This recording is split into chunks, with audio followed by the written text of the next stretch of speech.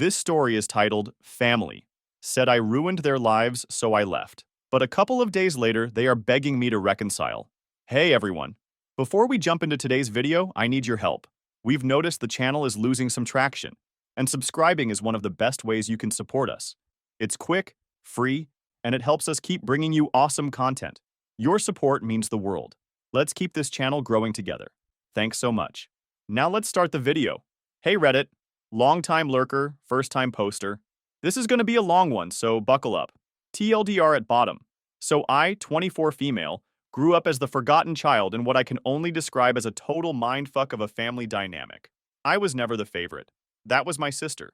She was the golden child who could literally shit on the kitchen floor, and my parents would find a way to blame the dog, or me. The thing is, my sister was painfully average at everything, like couldn't write an essay without SparkNotes average, and yet somehow my parents treated her like she was fucking Einstein's daughter. Meanwhile, I was crushing it academically. Not trying to brag or anything, but I was that annoying kid who set the curve in every class. Perfect SAT, 2,400. This was before they changed the scoring system. National Merit Scholar. Captain of the robotics team that went to internationals. I was that nerdy girl who actually liked math and stayed up late coding for fun. But at home, total fucking radio silence. Like this one time, my sister got some bullshit artistic spirit participation trophy from her middle school art teacher, who happened to be her friend's mom, BTW. My parents took her out for a fancy dinner at this steakhouse downtown. They let her order a $50 steak and talked about her creative talent all night. That same week, I won the state math championship. Know what I got? That's nice, honey. Hey, can you help your sister with her algebra homework? She's struggling again. Are you fucking kidding me? This wasn't just a one-time thing either. It was constant. When I got accepted to that special summer coding camp at MIT, my dad literally grunted and asked, "But who's going to help your sister study for summer school?" My mom actually had the audacity to suggest I decline MIT so I wouldn't make your sister feel bad about herself. Like, what? Sorry my achievements make your mediocre child feel inferior? Not my fucking problem. I went to that MIT camp anyway. First time I'd ever stood up to them. And guys, that summer changed everything for me. I met people who actually valued being smart.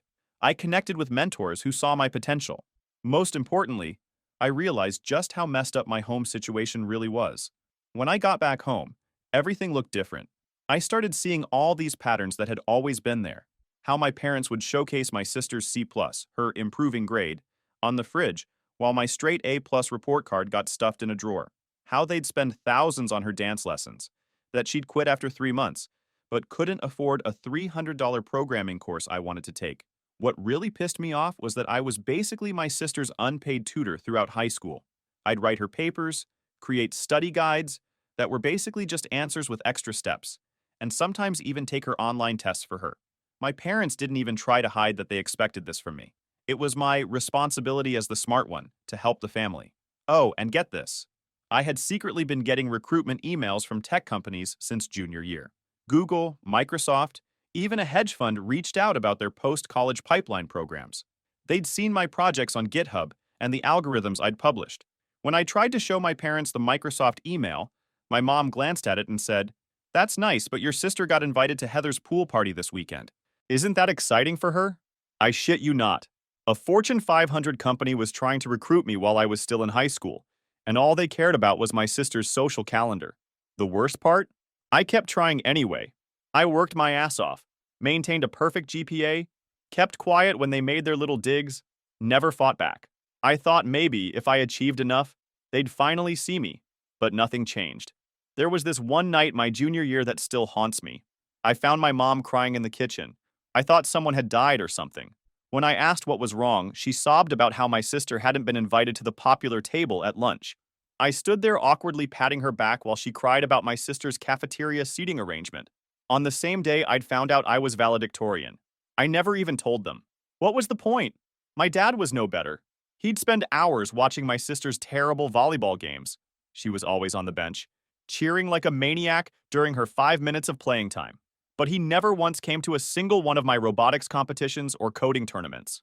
When I asked him why, he said, "That computer stuff is boring. No one wants to watch nerds type on keyboards."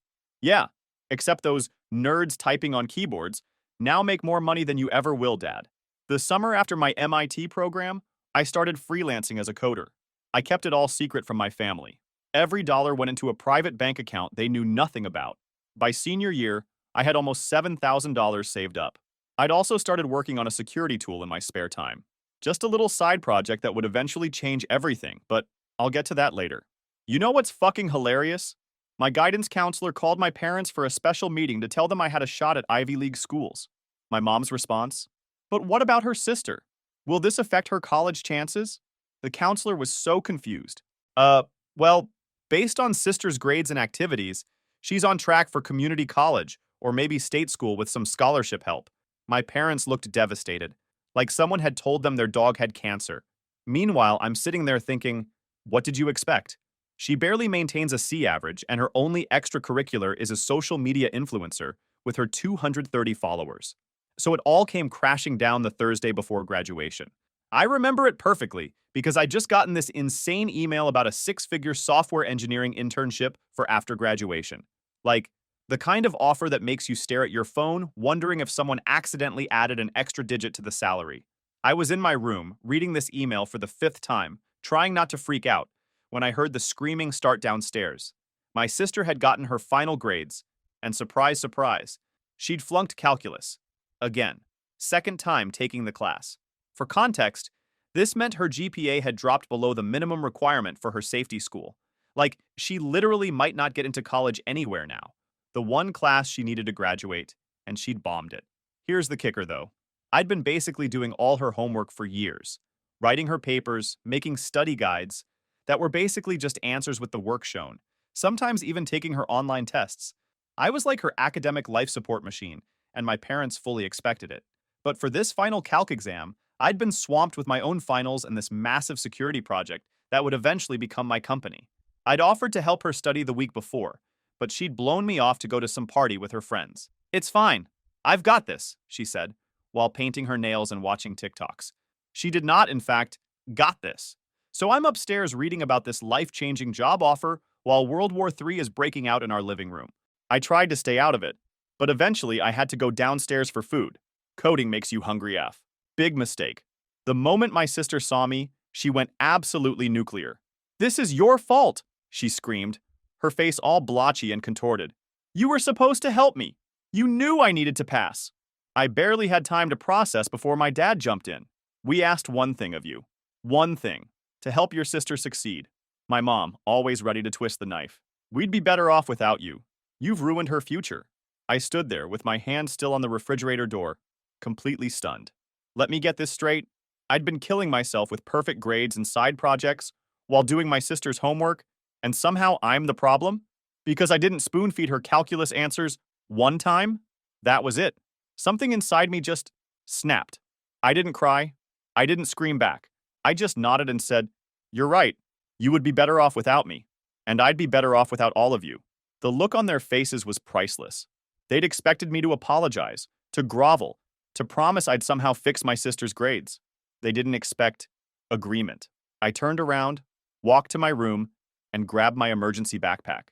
I'd been low-key preparing for this moment for months without even realizing it. I had all my important documents, birth certificate, social security card, passport, already stored in a waterproof pouch. I grabbed my laptop, external hard drives, and the $6,542 in cash I'd saved from my freelance coding work. As I was packing, my sister stormed into my room. "What are you doing?" she demanded. "Exactly what you all want. Leaving. Getting out of your life so I stop ruining it. Don't be so dramatic." She rolled her eyes. "Just fix this. Call my teacher or something." The fucking audacity. Fix this. How exactly am I supposed to fix your failed test? Time machine? Mind control? Blackmail? "I don't know. You're supposed to be the smart one," she whined. I just laughed. "Yeah, I am the smart one. Smart enough to know when I'm being used." I zipped up my backpack and brushed past her. My parents were in the hallway, watching with these weird expressions, like they were starting to realize they'd miscalculated. "You're not really leaving," my mom said. Not a question, a statement, like she could control reality with her words. "I am. I've officially ruined my last day of your lives." I didn't even look at them as I headed for the front door. "But who's going to help your sister get into college?" my dad actually asked. I shit you not. That was his concern. I turned around one last time. Maybe try actually parenting her instead of expecting me to do it for you. And just like that, I walked out. Nobody tried to stop me. Nobody called after me. Nobody texted to see if I was okay. Not that night, not the next day, not ever. It was weirdly anticlimactic. Like, I'd spent my whole life trying to earn their love and approval, and when I finally gave up, nothing. No grand reaction. Just silence. It was the final confirmation that I'd never actually mattered to them. I walked to the bus station and bought a ticket to the city. 3 hours later, I was checking into a cheap hotel near the tech district, using cash so it couldn't be traced. Not that they'd try to find me. They wouldn't. But better safe than sorry. That first night was surreal.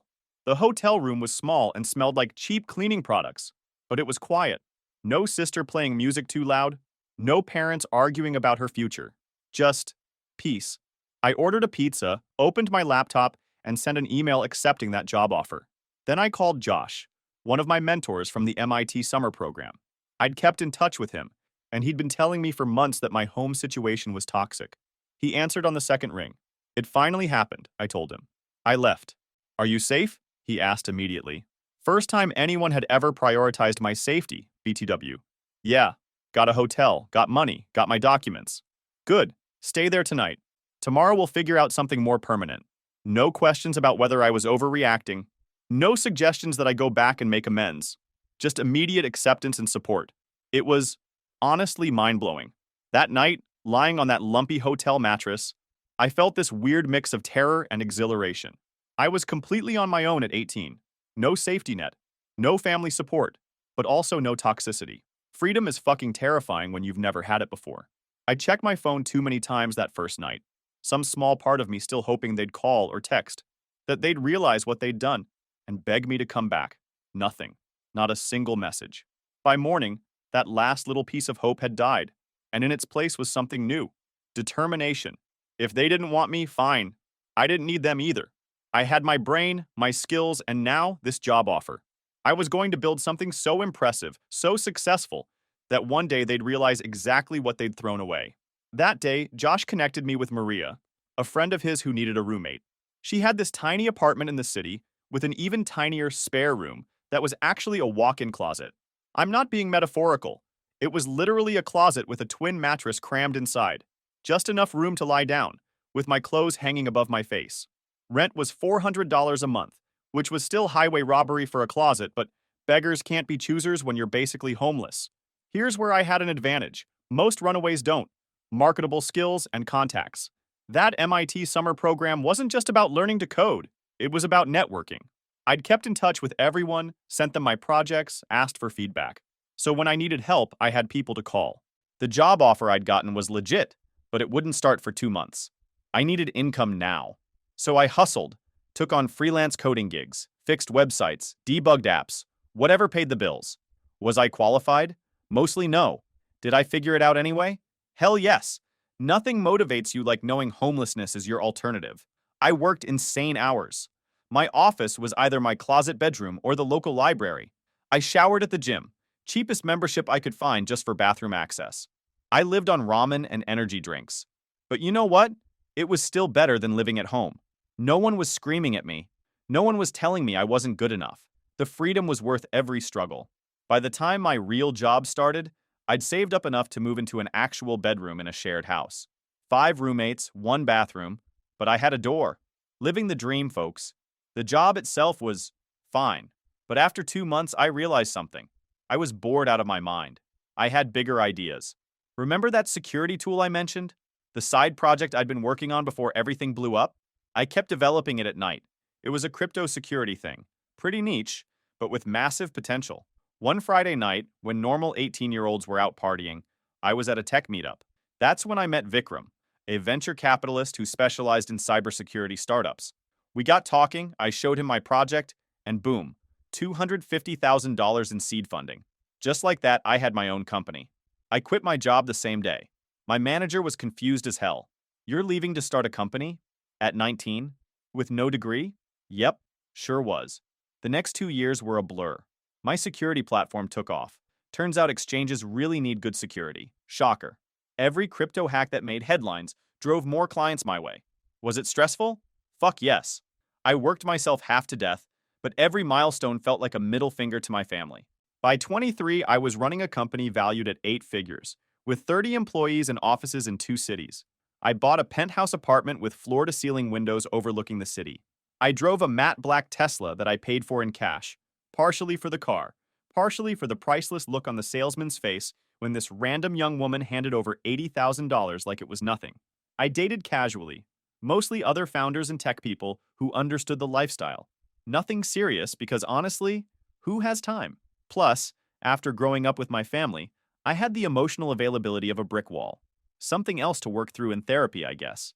The weirdest part of success is how quickly people forget you were ever anything else. Suddenly, I was born businesswoman.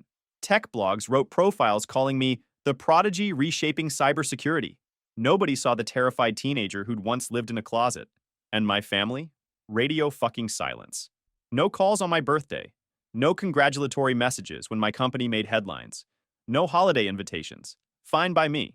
Their absence was the cleanest part of my new life. I did some light stalking via social media, though. My sister eventually got into some no-name college with a holistic admissions process, aka her grades were too shit for anywhere legitimate. My parents posted proud photos at her orientation, blessed and all that crap. Meanwhile, I was closing 8-figure deals. But whatever. Sometimes, late at night when I couldn't sleep, I'd stand on my balcony looking at the city lights and think about that terrified 18-year-old who walked out with nothing but a backpack and determination. They'd thought I would fail. They'd expected me to come crawling back, begging for forgiveness for abandoning my role as my sister's academic crutch. Instead, I'd built an empire, and I'd done it entirely without them. Revenge success is the best success. Anyone who says otherwise is lying. One day I was sitting there in my pajamas when my phone buzzes.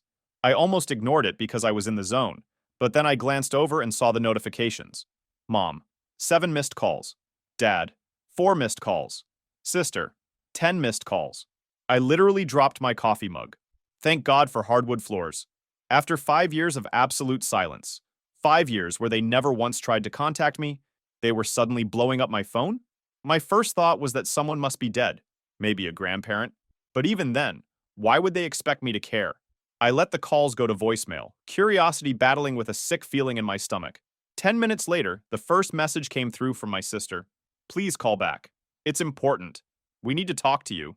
No, hey, how are you after 5 years of silence? No, sorry we were such massive assholes to you. Just, we need. Classic. 3 more messages followed, each more desperate than the last. I listened to them while pouring myself a cup of coffee. I felt weirdly detached, like I was watching a movie about someone else's dysfunctional family. Message from Mom. Sweetie, please call us back. It's urgent. We wouldn't bother you if it wasn't important. Message from Dad. We need to speak with you. Family emergency. Call ASAP. Message from Sister. I know you hate us, but please, please call back. We're desperate. Not one of them mentioned what the actual emergency was, because there wasn't one. At least not the kind they were implying. No one was dying. No one was in the hospital. This was about something else, and I had a pretty good guess what it was. I decided to pick up the next call. Not because I cared, but because I was curious. And honestly, because I wanted them to know exactly how well I was doing without them. The phone rang again. My mother's number. Hello, I said, keeping my voice neutral. Oh, thank God, my mother breathed, like she'd just found out I was alive after a war or something. We've been trying to reach you for hours. No, how are you? No, it's been years. Straight to the drama, as usual. What do you want? I asked coldly. There was a pause, then my mother's voice cracked. We're in trouble. Your sister. She's been trying so hard, but she can't find a job. She graduated, but no one will hire her. We've spent everything on her student loans, and now the bank is... They're going to take the house. I almost laughed out loud. Of course this was about money. What else would make them remember my existence after 5 years? And, I said, taking another sip of coffee. And we need help, my mother said, her voice dropping to a whisper. We know about your company. We saw you in that magazine. Please, just this once. We wouldn't ask if we weren't desperate. I nearly choked on my drink. So you've been keeping tabs on me? Enough to know I'm successful, but not enough to ever reach out until you needed something? It's not like that, she protested weakly.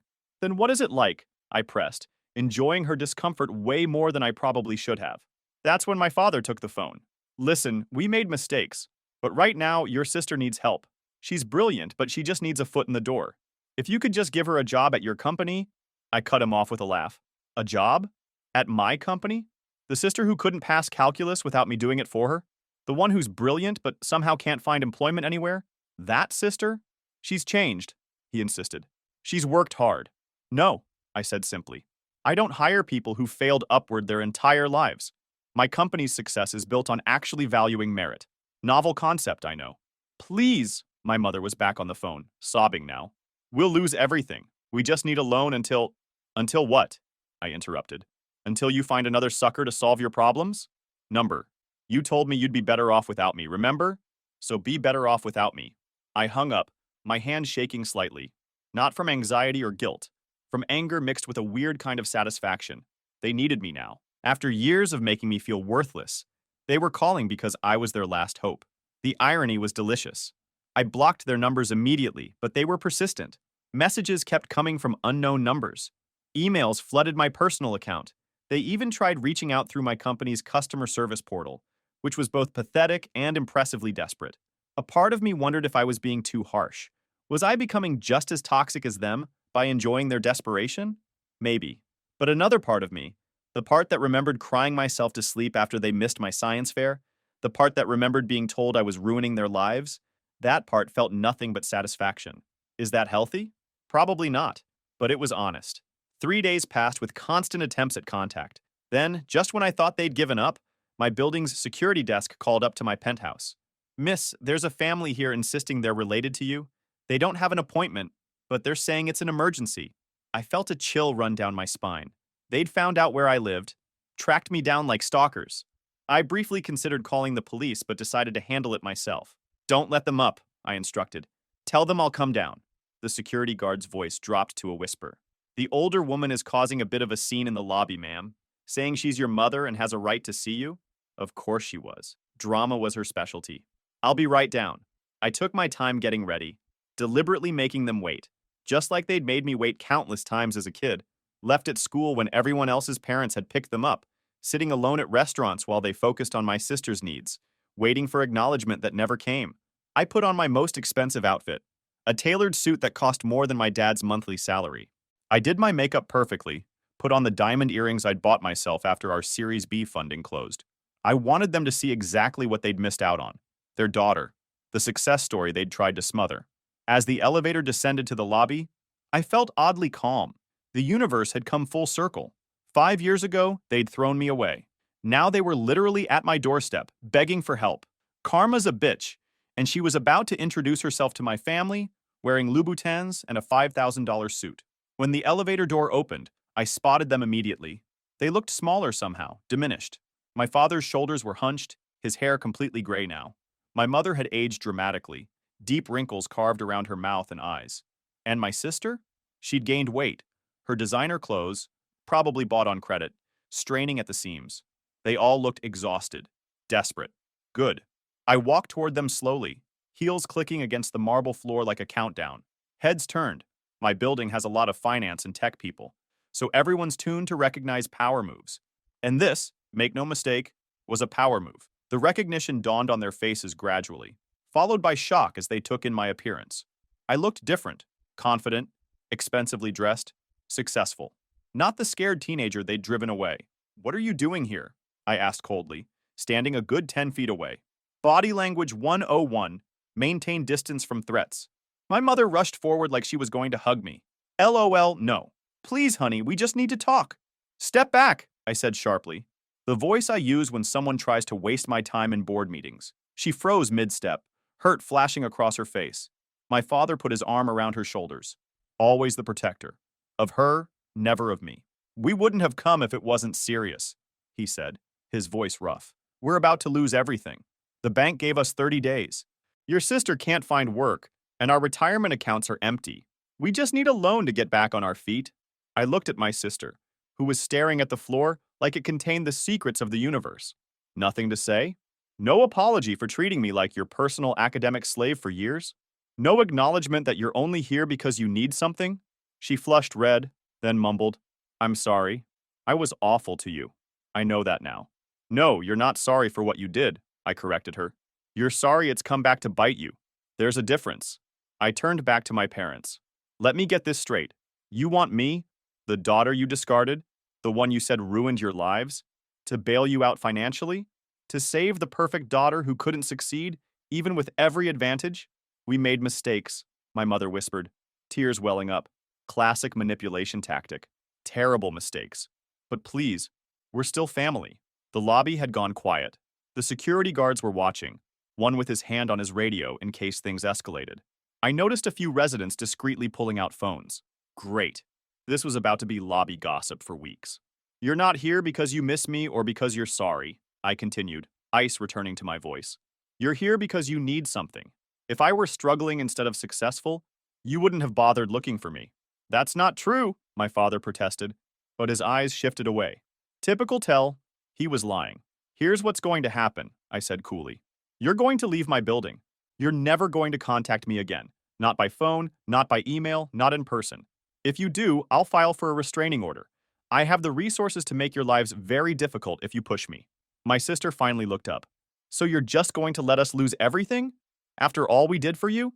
I laughed. An actual genuine laugh of disbelief. All you did for me? Please, enlighten me. What exactly did you ever do for me except take and take and take? She had no answer. I turned to leave, then paused. Something compelled me to twist the knife a little deeper. You know what the funny thing is? If you had ever, even once, been proud of me, if you had acknowledged my successes instead of resenting them, I might have helped you, but you only saw me as useful when I was serving your needs. So now you can solve your own problems, just like I had to. I walked back to the elevator, not looking back even as my mother called my name. The security guards stepped forward, blocking their path when they tried to follow me. As the elevator doors closed, I caught one last glimpse of their faces. Shocked, devastated, broken, and I felt nothing. Just a quiet satisfaction that karma had finally caught up with them. Back in my apartment, I poured myself another drink and sat down on my balcony. I should have felt something. Triumph, vindication, even sadness. But all I felt was emptiness. Like I'd finally excised a tumor I'd been carrying for years. My phone buzzed with texts from my mother. Please don't do this. We're desperate. We have nowhere else to turn. Your sister might have to drop out. I blocked the new number without responding. Then the email started. We're about to be evicted. Dad might have to declare bankruptcy. Please just talk to us. Blocked. Blocked. That night, I got a text from an unknown number. My sister this time. They're taking the house next week. Mom's had a breakdown. Dad's talking about living in his car. Is this really what you want? I typed back, what I want is irrelevant. This is what you earned. Actions have consequences. This is yours. Then I blocked that number too. They had their chance, years of chances, to be decent parents, to be a decent sister. They chose differently. Now they were living with those choices. So yeah, it's been 2 years since that confrontation in my building's lobby, and I still think about it sometimes when I'm lying awake at night. Not with regret. More like the way you might remember pulling a rotted tooth. Painful but necessary. The aftermath was messy, as you'd expect. That video of my mother being escorted from my office building made the rounds in certain tech circles. Nothing catastrophic, but enough that my PR team had to draft a bland statement about private family matters and request for privacy. Several investors called me personally, nervously dancing around the subject of my personal issues, potentially affecting the company. Rich people hate drama unless they're the ones causing it. My family didn't go quietly into the night. For about 3 months, they were relentless. They tried contacting my employees through LinkedIn. One particularly desperate move was reaching out to my investors. One actually called me about it, creating possibly the most awkward business call of my career. They sent physical letters to my apartment.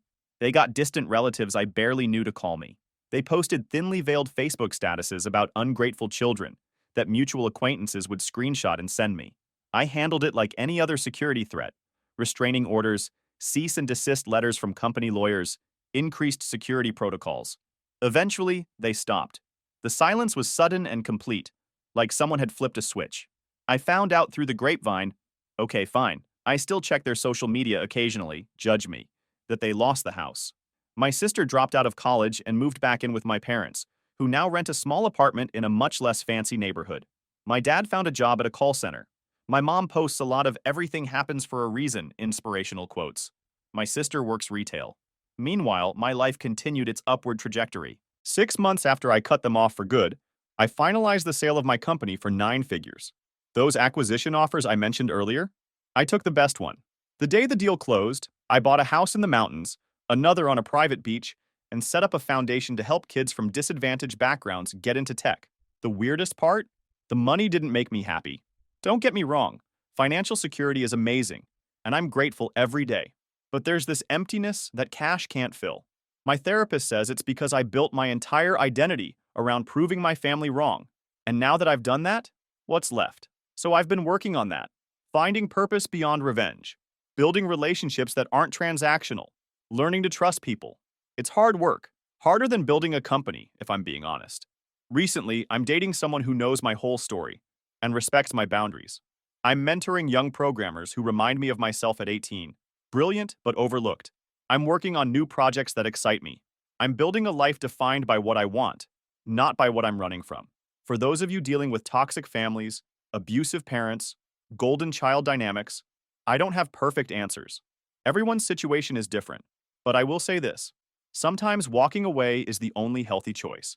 Sometimes success really is the best revenge. And sometimes the family you build yourself is worth infinitely more than the one you were born into. Thanks for reading my story, Reddit. It's been real. Peace out, Reddit. Thanks for listening to my story. 2 thumbs up